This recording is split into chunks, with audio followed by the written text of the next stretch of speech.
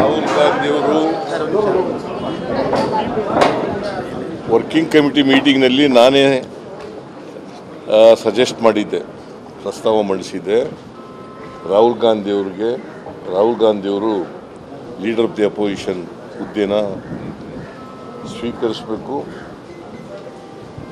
ಇದು BJP ಸರ್ಕಾರನ ಎದುರಿಸಬೇಕಾದ್ರೆ, ನರೇಂದ್ರ ಮೋದಿಯವ್ರನ್ನ ಎದುರಿಸಬೇಕಾದ್ರೆ